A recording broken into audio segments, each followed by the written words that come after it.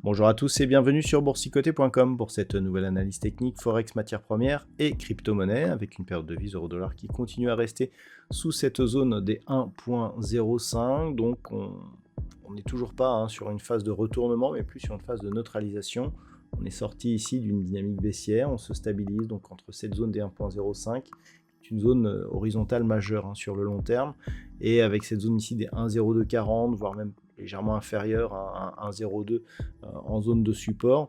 Donc tant que l'on sera dans cette zone en absence de nouveaux points bas significatifs, eh bien on restera dans une phase totalement neutralisée, mais d'un fond de tendance qui reste tout de même orienté à la baisse, alors qu'une rupture ici haussière de cette zone des 1.05 et donc du point haut que nous avions connu ici le 27 janvier, eh bien, validerait un potentiel retournement de tendance avec une amplitude relativement faible et donc des objectifs qui se situent ici entre 1.0630 et 1.0730. Donc pour l'instant c'est neutre, on surveillera ce qui se passe ici éventuellement sur la zone des 1.05 sur cette paire de devises euro-dollar. Sur la paire de devises livre sterling contre dollar américain, nous sommes semble-t-il sur un retournement confirmé. On avait déjà ici vu que la cassure de la zone des 1.2520 donnait un signal plutôt positif. On confirme ici avec un autre contact sur la bande de Bollinger supérieure. On vient ici valider la cassure de la zone des 1.2610. Donc on a une dynamique haussière qui est en train de se mettre en place, qui n'est pas très forte, mais qui je dirais le mérite de marquer vraiment et de confirmer la rupture que nous avions eue ici sur cette résistance oblique. Rupture, on avait trouvé cette zone comme support, puis on s'en est écarté, et là eh bien, on repart à la hausse, donc c'est un changement de tendance relativement propre et assez progressif. En cas de rupture ici de la zone des 1.2610, c'est 1.2750, puis potentiellement cette zone de point haut ici à 1.28 qui pourrait devenir les prochains objectifs pour cette paire de devises.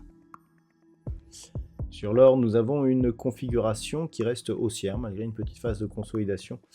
Donc sur les dernières séances, on a eu ici un nouveau plus haut significatif, on se stabilise depuis. Donc haussièrement, on a un range court terme qui se situe entre 2875 et cette zone de point haut ici à 2940 $ l'once. On est bien au-dessus de la moyenne mobile 20 exponentielle après des contacts sur la bande de Bollinger supérieure. Certes, on a une baisse de volume aujourd'hui, mais sans forte baisse. Donc globalement, bien phase de consolidation horizontale actuellement. On pourra avoir une consolidation plus marquée donc sur la cassure éventuelle de cette zone des 2875 $ l'once. Globalement, et d'un point de vue moyen terme, tant que l'on ne repasse pas ici sous cette zone des 2775 points, eh bien on est toujours potentiellement sur une dynamique qui reste positive. Sur le WTI, là aussi, ça se neutralise. On voit que l'on tourne autour de cette zone des 71,20.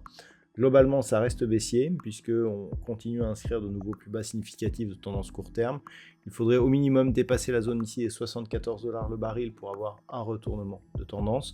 Tant que l'on est en dessous, ça veut dire que ça reste baissier. Et depuis, puisque la zone ici des 71,20 a été fragilisée, le prochain objectif en cas de poursuite de baisse se situe à 68,30 $ le baril. Et enfin, au niveau du Bitcoin, eh bien, il semblerait que l'on soit en train de tester encore une fois cette zone des 96 000 $ pour un Bitcoin.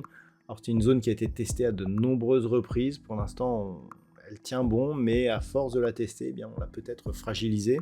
Donc, on pourrait tout à fait continuer ici la phase de consolidation. On est dans une phase de baisse, puisqu'on est bien ici sous la moyenne mobile 20 exponentielle qui agit comme zone de résistance. On a des contacts ici sur la bande de Bollinger inférieure, et même si on se tient plus ou moins sur cette zone des 96 000, on voit que celle-ci peut être attaquée à divers moments.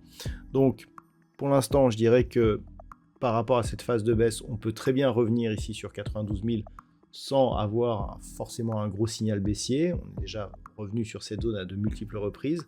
Et donc, globalement, d'un point de vue moyen terme, c'est vraiment la cassure de cette zone des 92 000 qui pourrait changer les choses et nous placer dans une phase de consolidation beaucoup plus forte. Donc pour l'instant, ça reste neutre d'un point de vue moyen terme ici, tant que l'on est entre 96 voire 92 et 107 000 $ pour un Bitcoin. Sous 92, on pourrait prendre un biais baissier qui pourrait nous ramener ici sur une zone proche des 77-78 000 $ pour un Bitcoin, alors qu'une rupture de la zone des 107 000 eh bien, nous donnerait un signal de reprise du mouvement haussier. Voilà donc ce que l'on peut dire sur l'analyse technique de ces principaux actifs de marché. Je vous souhaite de passer une très bonne soirée. On se retrouve dès demain pour d'autres analyses techniques, toujours sur le site boursicoté.com.